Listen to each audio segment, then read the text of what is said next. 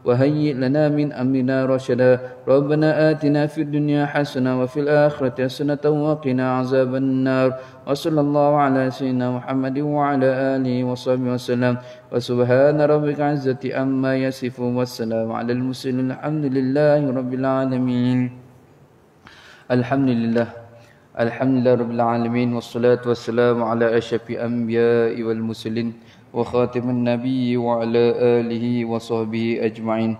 Rabbi shrah li sadri wa yassir li amri wahlul 'uqdatam min lisani yafqahu qawli. Allahumma salli ala sayyidina Muhammadil fatih lima ulika wa khatimin lima sabaqa wan nasir habbil haqq wal hadi ila siratal mustaqim wa ala alihi wa sahbihi haqqa miqdaril azim. Bismillah, subhanallah walhamdulillah wa la ilaha illallah wallahu akbar wa la hawla wa la quwwata illa billahil aliyyil azim al-azizil alim adada kulli harfi katabu kitabuk abadan abidin wa dahrud dahirin. Tuan-tuan dan puan-puan dirahmati Allah sekalian, alhamdulillah yang di mana kita dapat berkumpul bersama-sama di rumah Allah Subhanahu wa taala. Alhamdulillah yang di mana kita dapat berkumpul solat berjamaah bersama-sama di rumah Allah Subhanahu wa taala. Alhamdulillah yang di mana kita dapat berkumpul bersama-sama dalam majlis ilmu di rumah Allah Subhanahu wa taala, yang di mana majlis ilmu ini penuh dengan rahmat Allah Subhanahu wa taala. Insya-Allah kalau kita berdoa dengannya, Allah akan makbulkan insya-Allah. Salah satu yang dalam keadaan ini tuan-tuan dan puan-puan, iaitu kita bersyukur kepada Allah Subhanahu wa taala, dan tak lain dan tak bukan kerana apa? Kerana apa yang telah Allah berikan nikmat kepada kita, yang sering kali saya ingatkan, iaitu nikmat masa lapang dan juga nikmat kesihatan yang Allah kurniakan kepada kita, yang seiring kalau kita ada masa lapang tanpa kesihatan, kita susah melakukan ibadah dengan sempurna. Allah kurniakan kita kesihatan tanpa masa lapang pun sama juga tuan-tuan, susah untuk melakukan ibadah dengan sempurna. Sebab itu dua nikmat yang besar ini yang kita perlu syukur kepada Allah Subhanahu wa taala. Dengan apa jua segala mana pun, dengan apa yang kita ada ini, kita perlu syukur kepada Allah Subhanahu wa taala. Sebab apa?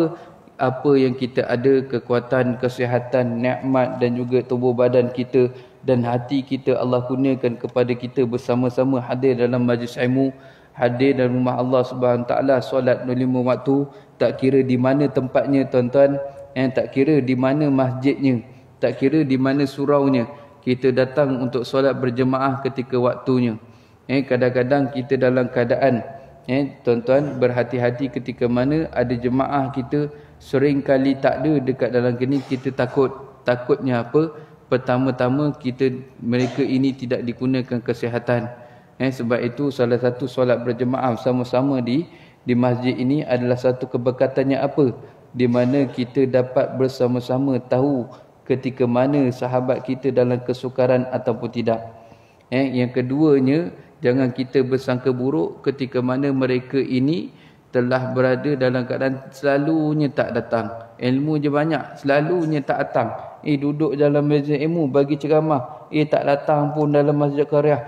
Jangan kita sangka mereka ini kadang-kadang mereka ada kerja-kerja luar yang mereka lakukan yang kita tidak perasan tuan-tuan. Baik, kita sambung. Dan begitu juga dengan yang di mana apabila orang ramai yang tak dikurniakan kepada kita, yang tak gerakkan oleh Allah Subhanahu taala dalam anggota dan juga hati kita ini, hadir di rumah Allah Subhanahu taala, kita tidak berhak untuk membenci mereka.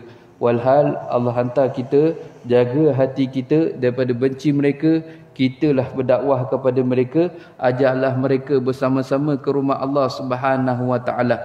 Mereka ini makin jauh, kitalah makin tukar rapatkannya. Makin ramai golongan muda di dalam masjid dan juga surau, makin kuatlah orang kata ikatan Islam itu, makin kukuhlah Islam itu. Kerana apa? Golongan muda ini adalah akan meneruskan generasi dan akan meneruskan untuk perjuangkan agama, akan meneruskan untuk pertahankan dalam agama Islam dalam negara. Zaman kita sudah habis tuan-tuan. Zaman kita sudah habis. Maksudnya golongan anak-anak muda inilah, mereka inilah yang akan terus meneruskan generasi akan datang. Kalau mereka ini sudah rosak, apatah lagi nanti akan datang tuan-tuan. Dan tidak kira di akhir zaman ini tuan-tuan, di mana kita ini di penghujung sangat-sangat, yang di mana hendak menghadapi hari kiamat ni satu demi satu Allah telah munculkan. Satu demi satu Allah telah munculkan. Satu demi satu dugaan yang telah Allah gunakan. Satu demi satu hasutan demi hasutan. Satu demi satu perkara-perkara larah yang dicipta. Dulu di perkara cipta perkara larah, ketika mana kita berkumpul di rumah orang nak tengok sesuatu siaran tersebut, kita berkumpul di rumah orang tuan-tuan. Mana rumah-rumah orang kaya yang ada TV, kita akan pergi. Tetapi sekarang ini di mana-mana sahaja, di dalam kereta, di dalam mana sahaja, kita boleh dapat semua segala apa benda yang kita hendak lihat, semua segala apa berita yang kita nak tahu, iaitu teknologi ini tuan-tuan. Tidak salah menggunakan teknologi ini, tidak salah. Banyak yang dia punya keburukan tetapi sedikit kebaikan. Tetapi kalau kita menggunakan ke arah kebaikan, insya-Allah dia akan menunjukkan ke arah kebaikan ataupun kebajikan kepada diri kita. Kita melihat golongan anak muda sekarang tuan-tuan, generasi sekarang kita telah lihat beramainya golongan-golongan yang telah mencabar Islam. Bukan setakat daripada orang-orang yang bukan Islam, tetapi mereka sendiri yang digelarkan mereka ini Islam, IC itu Islam, tetapi mereka cabar, mereka merosakkan Islam, mereka mencaci makinya Islam, mencaci makinya Nabi kesayangan kita Nabi Muhammad sallallahu alaihi wasallam, mencaci makinya Tuhan kita iaitu Allah Subhanahu wa taala, yang di mana yang kita berhak disembah, yang Allah itu esa dan Allah itu tidak menyerupai apa-apa, dan tidak ada awalnya dan tidak ada akhirnya Allah itu, dan tidak menyerupai makhluk. Sebab apa? Yang tidak ada batasannya, kekuasaannya, kekuatannya, kebesarannya. Sebab apa? Sebab dialah mencipta kita. Kalau nescaya Allah itu seperti makhluk, maka ia juga lemah. Itu ke asas daripada tauhid kita tuan-tuan. Allah itu tidak menyerupai makhluk, yang dengarnya kita perlu ada peralatan atau perantaraan, iaitu telinga. Melihatnya kita perlu ada mata, iaitu perantaraan, iaitu mata. Daripada kita nak bercakap, kita perlu ada lisan. Tetapi Allah tidak sama dengan makhluk. Bagaimana Allah berkata, bagaimana Allah berfirman, bagaimana Allah mendengar, bagaimana Allah Maha melihat. Wallahu a'lam. Kita tidak perlu untuk mengetahui bagaimana zat Allah itu. Cukup mengetahui sifat-sifat Allah yang 20 wajib bagi kita, yang umat Islam perlu tahu, dan 20 sifat mustahil umat Islam perlu beritahu, iaitu sifat mustahil bagi Allah Subhanahu taala dan satu sifat harus bagi Allah Subhanahu wa taala. Cukup asas tauhid kita itu tuan-tuan, dan kita kukuh lagi tauhid kita tentang kita mempelajari untuk mengenali, untuk merapatkan kita dengan Allah Subhanahu wa taala. Lebih dalam kita belajar tauhid, makin dalamlah kita mengenali Allah, makin lemahlah kita diri rasa, makin hinalah diri kita ini rasa, makin kita ini tidak ada apa-apa. Sebab apa? Itu semua adalah kurniaan daripada Allah Subhanahu taala. Kita ada ini semua adalah pinjaman semata-mata. Yang kita hadir dekat dunia ini, kita tidak mempunyai apa-apa. Langsung tak punya apa-apa. Sehelai benang pun tak ada. Kita keluar dalam keadaan bogel, dan kembali nanti kita membekalkan dengan kain kapan sahaja tuan-tuan. Kain putih, kain kapan saja. Kita tidak apa-apa. Yang ada dekat dunia ini adalah pinjaman semata-mata, yang di mana Allah kurniakan nikmat kekayaan kepada kita, Allah kurniakan kesenangan kepada kita. Itu adalah pinjaman semata-mata. Senang yang semua telah viral kepada kita, iaitu senang kita ini adalah senang kita dapat hadir ke masjid. Kaya belum tentu senang, sehat belum tentu senang. Sebab apa? Yang saya cerita tadi, apabila kita sehat, tak ada masa lapang, kita tidak mampu untuk melakukan senang untuk beribadah kepada Allah Subhanahu wa taala. Kalau kita kaya, sibuk dengan masa lapang, tetapi dalam keadaan kita sehat, maksudnya kita tidak mempunyai kesenangan. Maksudnya kesenangan ini adalah kita mudah untuk melakukan ibadah kepada Allah Subhanahu taala.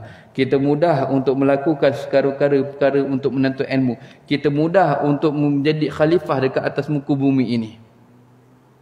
Itulah tuan-tuan, kalau kita faham dan kita perlu tahu yang kita dalam kitab kita kelebihan dan keutamaan ingat kematian ini merupakan salah satu untuk menjaga hati, salah satu untuk kita ini menjaga agama kita supaya agama kita ini tidak terpesong. Dan ajaklah mereka ini yang bukan agama Islam ini untuk memeluk Islam, dan ajaklah mereka ini yang telah lalai ataupun berada dalam kesesatan, maka ajaklah hampirkan mereka dengan Islam, kenalkan mereka dengan Islam, ingatkan mereka dengan Islam. Mereka ini dalam keadaan kadang-kadang mereka ini ada masalah yang berbelenggu, diuji oleh Allah Subhanahu wa taala, tetapi mereka tidak mampu untuk menghadapinya. Pada itu datanglah dari kita, iaitu orang yang telah di mana Allah kurniakan kepada kita, iaitu kelebihan dan gerakkan hati kita, gerakkan dari mana kita ini untuk menuntut ilmu, maka kita sampaikanlah kepada mereka supaya moga-moga mereka amalkan dan mereka ajar pula kepada anak-anak mereka tentang apa yang kita ajar. Ibadah dan juga ilmu itu berpanjangan. Seperti mana khutbah kita sebelum ini, 4 nikmat yang kita perlu mensyukuri, salah satunya ilmu tuan-tuan. Salah satunya ilmu. Dengan ilmu ni juga kita dapat untuk kita mantapkan diri kita, untuk kita faham diri kita, dan kita perlu dalam keadaan untuk menghadapi dunia ini untuk bawa bekal di sana.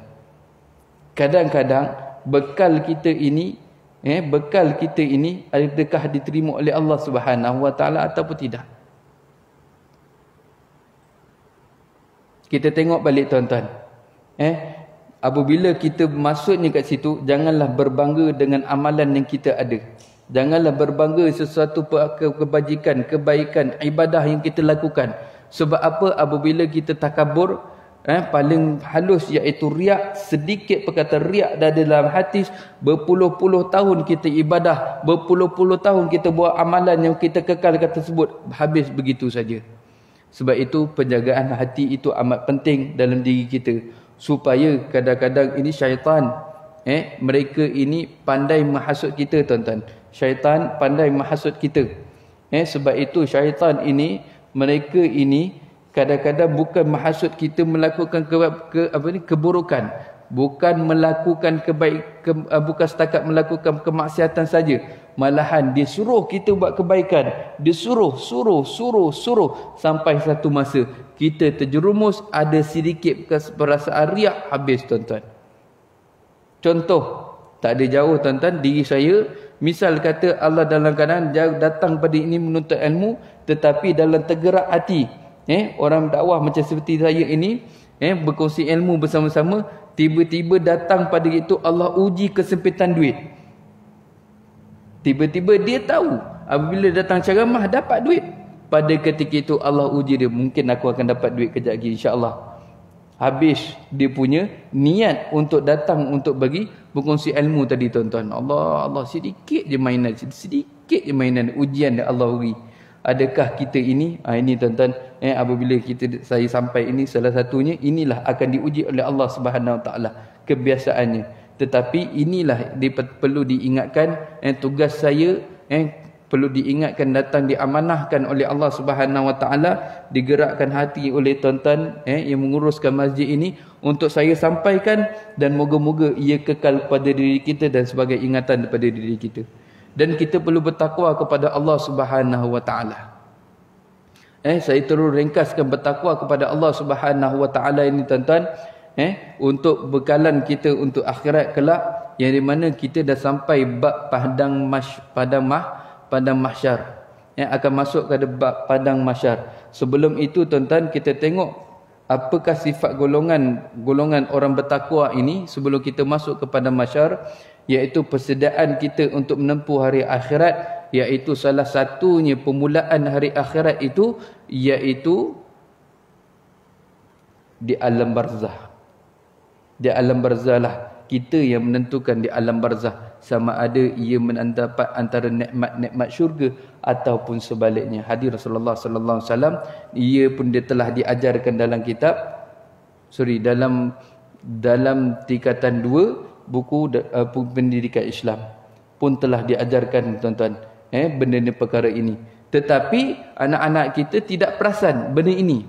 Tidak perasan sebab apa? Jangka masa pendek untuk mengajarkan tentang agama Islam tersebut, tentang untuk menjelaskan hadis tersebut agak singkat. Bagaimana dalam kalangan untuk mendapat antara nikmat-nikmat syurga ataupun mendapat balasan antara sebaliknya tuan-tuan, di alam barzah. Dan di alam barzah, sebelum dapat di alam barzah tersebut, tanda-tanda kita nak hidup, bagaimana kita hidup akan datang di alam barzah, bagaimana kehidupan kita untuk menentukan di padang mahsyar ataupun di akhirat kelak kemudian hari, iaitu kita telah belajar sebelum ini, iaitu berada dalam sakaratul maut.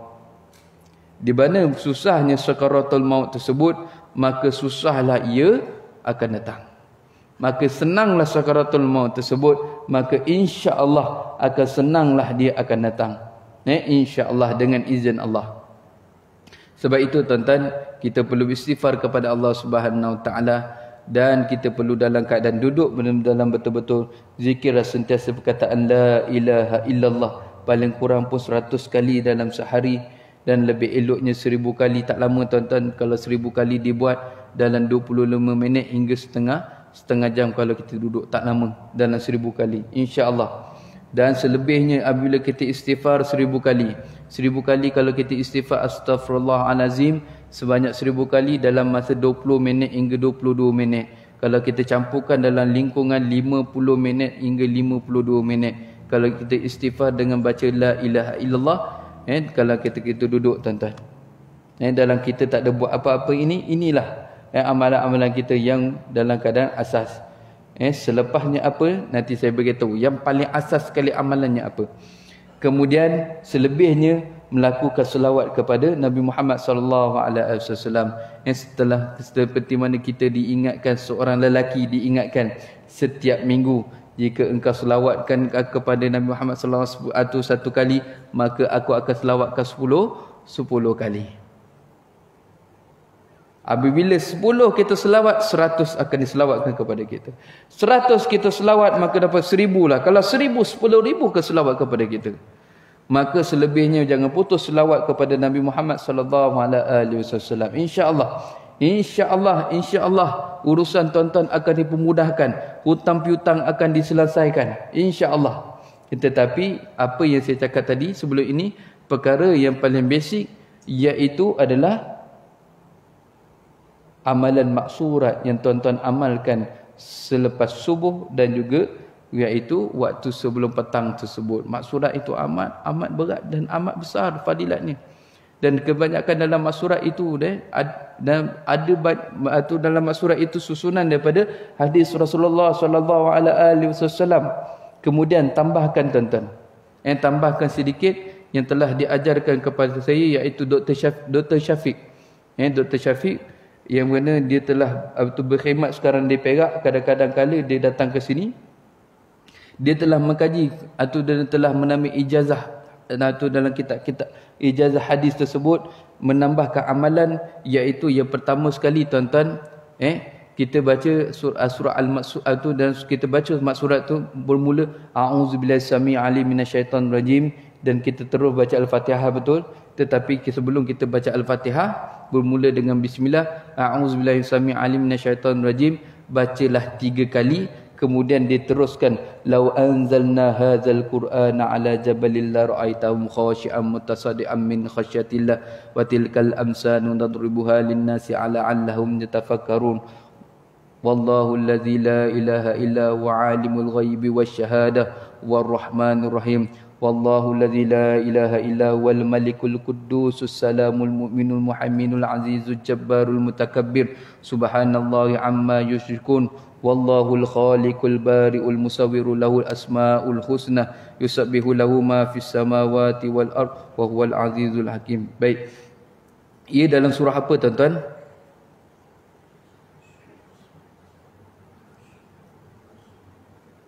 Surah apa tadi? Surah Hash.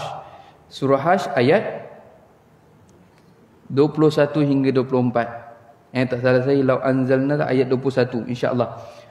Ada 4 ayat tersebut. Barang siapa membaca dalam hadis Rasulullah sallallahu alaihi wasallam, barang siapa yang membaca a'udzubillahi samii'il alim minasyaitonir rajim sebanyak 3 kali dan dituruti dengan ayat tadi, maka Allah akan turunkan 80,000 malaikat ataupun 8,000 malaikat untuk menjaga kita daripada pagi sampai ke petang. Barang siapa membaca petang, dan Allah akan menghantar sampai ke pagi. Dan sebelum kita tutup pada ketika itu, sebelum doa kita baca selawat, penghulu selawat. Allahumma salli ala sayyidina Muhammad, Allahumma salli ala sayyidina Muhammad abadika wa nabiyyika rasulika nabi ummi wa ala alihi wasallam taslima. Sebelum baca tu, maka bacalah amantu billahil azim wa kafartu wajibtu wa taghus wastamsaktu bil urwatil wusqa lam fisama laha wa huwas samiul alim. Insya-Allah nanti saya akan bagi Tuan Haji ayat tadi. Orang kata selalu ingatkan saya, alhamdulillah setiap minggu tak putus. Terima kasih Tuan Haji. Yang di mana barang siapa membaca ayat itu 3 kali, dalam hadis Rasulullah sallallahu alaihi wasallam, kisahnya ada zaman sahabat atau tabi'in pada ketika itu berjalan di padang pasir untuk menuju pada satu tempat. Pada ketika itu dia mendengar tapak kaki seperti tapak kaki orang nak pergi berperang. Ramai rombongan berperang tersebut. Dum dum dum, ramai dengar tapak kaki tersebut. Kemudian dia mencari ke mana keliling tak jumpa. Padang pasir begitu besar sehinggalah dia mendaki satu bukit pada pasir tersebut. Dia melihat satu gerombolan untuk menghantar sesuatu report. Apa dia tuan-tuan? Allah mengizinkan sahabat itu ataupun tabi'in itu untuk melihat siapa? Untuk melihat syaitan menghantar report-reportnya kepada ketua dia. Allah Rabbi. Dia menghantar, aku berjaya untuk menghasut sekian-sekian. Aku telah berjaya menghasut sekian-sekian. Aku bagus, engkau ada hebat. Engkau lemah, kau mampu dapat menghasut gitu. Ada sampai satu dapat report pada ketika itu, aku tidak mampu untuk mendekatinya, apatah lagi untuk menghasut. Dan ketua syaitan itu berkata, iblis itu bertanya, di mana orangnya? Orangnya sepulan duduk dekat sekian-sekian. Maka apabila sahabat ataupun tabi'in itu dengar, dia terus menuju tempat tersebut. Dia bertanya sepulan tadi macam mana. Bertanya, sehinggalah jumpa sepulan tersebut. Bertanyalah dengan sepulan, siapa tu, apa, minta maaf tuan, saya ini untuk datang, untuk hadir, untuk bertanya, untuk dan minta izin. Zaman sahabat atau zaman tabi'in tuan-tuan, mereka suka apabila mendengar satu amalan, mereka amalkan.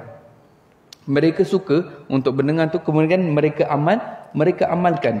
Pada ketika itu dia bertanya, untuk kali pertama bertanya, apakah amalan tuan, izinkan saya ambil untuk amalan tuan. Apa dia kata sepulan tu tanya? Saya tak ada amalan apa-apa. Kali kedua pun bertanya, apakah amalan tuan?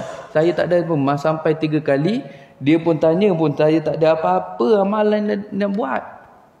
Sehinggalah dia menceritakan pada perjalanan untuk saya bermusafir tersebut, saya mendengar gerombolan ini menceritakan sekian. Oh, pada ketika itu dia menyatakan apa? Aku membaca pada waktu pagi dan petang sebanyak 3 kali, iaitu ayat ini, amantu billahil azim wa kafartu wajibati wat taghus wastamsaktu bil urwatil wusqa lam fisama laha wa huwas samiul alim. Insya-Allah baca 3 kali tersebut, kemudian kita baca selawat, kemudian waradallahu an sadatina Abi Bakar, Umar, Uthman, Ali, sahabat ajmain. Kita teruskan dengan doa.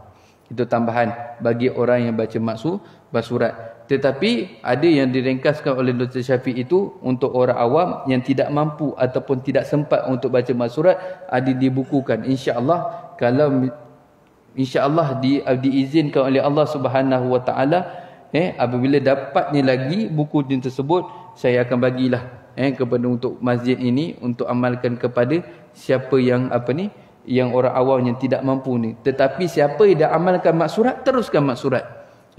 Yang simple yang untuk saya dapatkan ini adalah orang kata golongan yang orang kata tidak sempat untuk mengamalkan maksurat tersebut. Maksuratnya panjang tuan-tuan, maka diamalkan 3 kali, dan maksurat ni amat besar. Amat besar dia punya fadilatnya.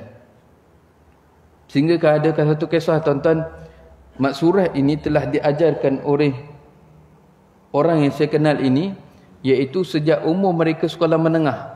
Pagi dia akan baca maksurat sebelum masuk belajar setiap pagi. Masuk tu setiap pagi akan baca maksurat setiap pagi. Kemudian pada ketika itu sehinggalah dia keluar sekolah, dia menghafal dan menjadi amalan dia. Pada ketika itu tuan-tuan, apa kelebihannya tuan-tuan? Dapat satu ketika apabila dapat gangguan tersebut di rumahnya, tidak mampu mereka ini, tidak mampu jin syaitan ataupun orang yang menghantar ini untuk masuk kepada rumah kita tuan-tuan. Dia akan main sekitar rumah kita dan masuk ketika mana kita leka. Sebab itu untuk baca sekurang-kurangnya nak keluar rumah, dan hadis Rasulullah sallallahu alaihi wasallam telah nyatakan ayat peringkas, iaitu Bismillahirrahmanirrahim, la haula wala quwata illa billahi aliyil azim, keluar rumah. Paling ringkas supaya malaikat akan menjaga kita sepanjang kita dalam keadaan kita keluar. Dan tambahannya lagi, bacalah ayat tersebut, kemudian baca ayat kursi. Jikalau insya-Allah apabila kita baca ayat kursi sebelum keluar, Allah akan lindung rumah kita daripada perkara-perkara yang bahaya. Sebelum kemudian kita nak masuk rumah, bacalah ayat kursi juga, kemudian beri salam. InsyaAllah segala keburukan-keburukan ni akan tinggal di luar, dan akan masuknya segala kebaikan dan rahmat Allah Subhanahu Wa Taala. InsyaAllah itu salah satu kelebihan ayat kursi. Ayat kursi amat kuat. Dan sebelum ini saya telah menceritakan ayat kursi, bacalah sebelum tidur supaya ia akan dijaga kita daripada sehinggalah kita solat subuh, dan kita mudah untuk solat subuh tuan-tuan. InsyaAllah salah satu amalan. Baik, saya nak bagi tahu tentang orang kata 4 golongan sifat orang bertakwa ni, iaitu pertama al-khaufun min jalil. Kata Sayyidina Ali radhiyallahu an, ciri-ciri golongan orang bertakwa ini adalah al-khaufun min jalil, iaitu apa? Berasa takut kepada Allah Subhanahu Wa Taala yang mempunyai sifat keagungan. Seseorang yang jelas keimanannya pasti akan sentiasa berasa takut kepada Allah Subhanahu Wa Taala di sebalik apa yang dikurniakan oleh Allah Subhanahu Wa Taala kepadanya. Ini kerana semua itu hanyalah pinjaman. Sehinggalah dia takut untuk melaksanakan satu kemaksiatan, dan takut untuk meninggalkan amal ibadah itu kerana apa? Kerana iaitu dia tahu yang di mana dia itu semua ini adalah pinjaman, sekelip mata je Allah boleh tarik. Yang keduanya, ni saya ringkaskan tuan-tuan, al-amalu bitanzil. Tanzil ni apa? Salah satu yang dinamakan iaitu nama Al-Quran. Iaitu maksud, iaitu ada 4 nama Al-Quran tuan-tuan dalam ulumul Quran. Dia belajar dalam kitab ulumul Quran, ilmu-ilmu tentang Al-Quran. Nama Al-Quran ada selain daripada Al-Quran, iaitu dipanggil At-Tanzil. Alif Lam Mim tanzilul kitabi fihi min rabbil alamin. Salah satunya. Baik. Kemudian maksudnya apa? Beramal dengan apa diwahyukan daripada Allah Subhanahu Wa Taala. Seseorang perlu mencuba sehabis baik bagi menunaikan amal ibadah sesuai dengan apa yang diperintahkan oleh Allah Subhanahu Wa Taala, menerusi Al-Quran ataupun As-Sunnah. Bagaimana caranya? Bacalah Al-Quran dan hadis-hadis baginda Muhammad sallallahu alaihi wasallam, fahami isinya dan beramal dengan apa yang terkandung dalamnya. Fahami isinya ni adalah penting. Maksudnya kita bukan boleh faham untuk dalam keadaan faham dengan bahasa kita. Maksudnya apa? Kita tak boleh faham sendiri apa yang dalam Al-Quran tanpa ada tafsir daripada ulama-ulama tafsir. Kita tidak mampu untuk memahami maksud hadis tanpa kita membaca tafsir daripada ulama-ulama hadis. Sebab itu kita memerlukan mereka supaya pemahaman kita tentang ayat Al-Quran, pemahaman kita tentang hadis itu tidak salah tuan-tuan. Salah sikit membawa padah kepada kita untuk kita menerangkan kepada orang lain. Itu amat bahaya. Amat bahaya. Yang ketiga, ar-ridha bil qalil. Masya-Allah. Ini paling kadang-kadang kita terutamanya diri saya tuan-tuan, terutamanya saya, iaitu bermaksud berasa cukup dan juga redha dengan pemberian Allah Subhanahu taala meskipun ia sedikit. Walaupun ia sedikit kita dapat, terutamanya orang berniaga, Allah.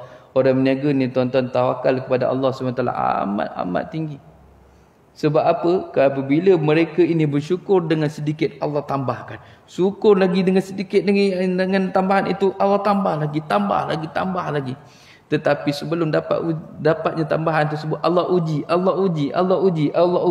Tetapi hati ini jangan risau. Sebab apa? Allah telah katakan dalam Al-Quran, la yukallifullahu nafsan illa usaha. Di mana aku tidak akan membebankan, aku tidak akan taklifkan, aku tidak akan beri tanggungjawab kepada seseorang itu, ujian kepada seseorang itu jika ia tidak mampu.